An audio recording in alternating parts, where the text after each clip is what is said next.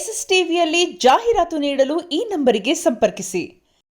ನಮ್ಮಲ್ಲಿ ಏನಾಗ್ತಿದೆ ಅಂದ್ರೆ ವಿಜಯ್ ಅವರನ್ನ ಹೊಗಳೋ ಬರದಲ್ಲಿ ಉಪೇಂದ್ರ ಅವರನ್ನ ತೆಗೊಳ್ಳುವಂತದ್ದು ಆಗ್ತಾ ಇದೆ, ಉಪೇಂದ್ರ ಅವರನ್ನ ಟೀಕೆ ಮಾಡುವಂತದ್ದು ಆಗ್ತಾ ಇದೆ. ಆ ರೀತಿ ಟೀಕೆ ಮಾಡೋರಿಗೆ ನಾನು ಒಂದೇ ಮಾತು ಹೇಳೋದು, ಉಪೇಂದ್ರ ಅವ್ರದ್ದು ಪ್ರಜಾಕೀಯ, ವಿಜಯ್ ಮಾಡಿರೋದು ರಾಜಕೀಯ. ಪ್ರಜಾಕೀಯ ರಾಜಕೀಯಕ್ಕೂ ತುಂಬಾ ವ್ಯತ್ಯಾಸ ಇದೆ. ರಾಜಕೀಯನು ಪ್ರಜಾಕೀಯನು ಒಂದಕ್ಕೊಂದು ಕಂಪೇರ್ ಮಾಡ್ಕೊಳ್ಳಕ್ಕೆ ಹೋಗ್ಬೇಡಿ.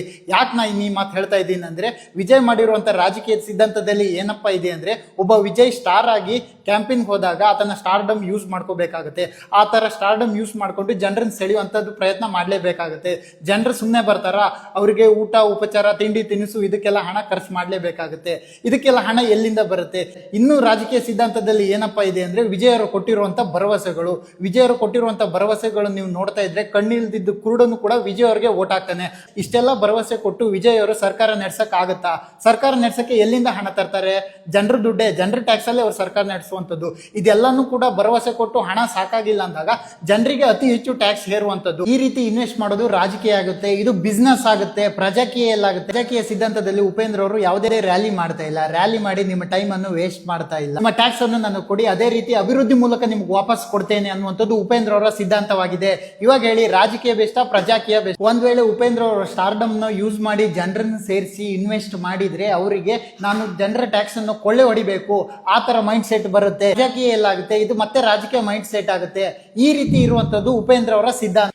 ಈ ಫ್ರೀ ಸ್ಕೀಮ್ ಸ್ಟಾರ್ಟ್ ಆಗಿರೋದು ನಮ್ಮ ಕರ್ನಾಟಕದಲ್ಲಿ, ಮಹಾರಾಷ್ಟ್ರದಲ್ಲೂ ಕೂಡ ಕೊಟ್ಟಿದ್ದಾರೆ, ವೆಸ್ಟ್ ಬೆಂಗಾಲ್ ಅವರು ಕೂಡ ಕೊಟ್ಟಿದ್ದಾರೆ. ಇವಾಗ ವಿಜಯ್ ಅವರು ತಮಿಳುನಾಡಲ್ಲೂ ಕೂಡ ಅದೇ ರೂಲ್ಸ್ ಅಪ್ಲೈ ಮಾಡಿದ್ದಾರೆ. ಮಾಡೋದಾಗಿದ್ರೆ ಉಪೇಂದ್ರ ಅವರು ಯಾವತ್ತೋ ಮಾಡಿ ಬಿಸಾಕ್ತಾ ಇದ್ರು, ಆದ್ರೂ ಕೂಡ ಮಾಡಿಲ್ಲ. ಯಾಕೆ? ಅವ್ರದ್ದೇ ಆದಂತ ಸಿದ್ಧಾಂತಗಳಿದೆ. ಆ ಸಿದ್ಧಾಂತಗಳು ಇನ್ನಾದ್ರೂ ಜನರು ಅರ್ಥ ಮಾಡ್ಕೊಳ್ತಾ ಅಂದ್ರೆ ಅನ್ನೋ ಭರವಸೆಯಲ್ಲಿ ಇದ್ದಾರೆ. ಸಾಕಷ್ಟು ಸ್ಕೀಮ್ಗಳನ್ನು ಕೊಡ್ತಾರೆ, ಎಜುಕೇಶನ್ ಕೊಡಲ್ಲ. ಯಾಕಂದ್ರೆ ನಮ್ಮಲ್ಲಿರುವಂತ ರಾಜಕಾರಣಿಗಳಲ್ಲಿ ಅತಿ ಹೆಚ್ಚು ಸ್ಕೂಲು, ಕಾಲೇಜು, ಹಾಸ್ಪಿಟಲ್ ಇರುವಂತದ್ದು ಅವ್ರ ಹತ್ರ. ಈ ರೀತಿ ಫ್ರೀ ಕೊಟ್ಟಾಗ ಅವರಿಗೆ ಲಾಸ್ ಆಗುವಂತದ್ದು ಇರುತ್ತೆ, ಅವ್ರ ಬಿಸ್ನೆಸ್ಗೆ ಹೊಡೆತ ಬೀಳುತ್ತೆ. ಈ ರೀತಿ ಕಾರಣದಿಂದ ಎಜುಕೇಶನ್ ಆಗಲಿ ಹಾಸ್ಪಿಟಾಲಿಟಿ ಆಗಲಿ ಯಾರು ಫ್ರೀ ಕೊಡ್ತಾ ಇಲ್ಲ. ಇದನ್ನ ನೀವು ಅರ್ಥ ಮಾಡ್ಕೊಳ್ಳಿ. ಫ್ರೀ ಎಜುಕೇಶನ್ ಕೊಟ್ಟು ನಿಮ್ಮನ್ನೆಲ್ಲ ಅವರು ಬುದ್ಧಿವಂತರ ಮಾಡಿದ್ರೆ ದಡ್ರಿಗೆಲ್ಲ ಯಾರು ಓಟ್ ಹಾಕ್ತಾರೆ? ಅದಕ್ಕೆ ಅವರು ನಿಮ್ಮನ್ನ ಬುದ್ಧಿವಂತರ ಆಗಕ್ ಬಿಡಲ್ಲ. ನೀವು ದಡ್ರಾಗೇ ಇರಬೇಕು, ನಿಮ್ಗೆ ಓಟ್ ಅಷ್ಟೇ ಮುಖ್ಯ. ರಾಜಕೀಯದಲ್ಲಿ MLA MP ಗಳೇ ಇವರೇ ರಾಜರಾಗಿರ್ತಾರೆ, ಪ್ರಜಾಕೀಯದಲ್ಲಿ ಪ್ರಜೆನೇ ರಾಜ, ಓಟ್ ಹಾಕು ಅನ್ನೋನೇ ರಾಜ, ಅವನದೇ ಸರ್ಕಾರ, ಅವನು ಮನ್ಸು ಮಾಡಿದ್ರೆ ಏನ್ ಬೇಕಾದ್ರೆ ಮಾಡುವಂಥದ್ದು. ಇದು ಪ್ರಜಾಕೀಯ ಸಿದ್ಧಾಂತ. ಇದನ್ನೇ ಉಪೇಂದ್ರ ಅವರು ಸಾರಿ ಹೇಳ್ತಿರುವಂತದ್ದು. ಆದ್ರೆ ನಮ್ ಜನಕ್ಕೆ ಇದು ಯಾಕೆ ಅರ್ಥ ಆಗ್ತಿಲ್ಲೋ ನನಗಂತೂ ಗೊತ್ತಿಲ್ಲ. ಸ್ಕ್ಯಾಮ್ ನಂಬಿ ನಾವು ಹೋದ್ರೆ ಒಂದಲ್ಲ ಒಂದಿನ ದೇಶನೇ ಮಾರ್ಬೇಕಾಗತ್ತೆ.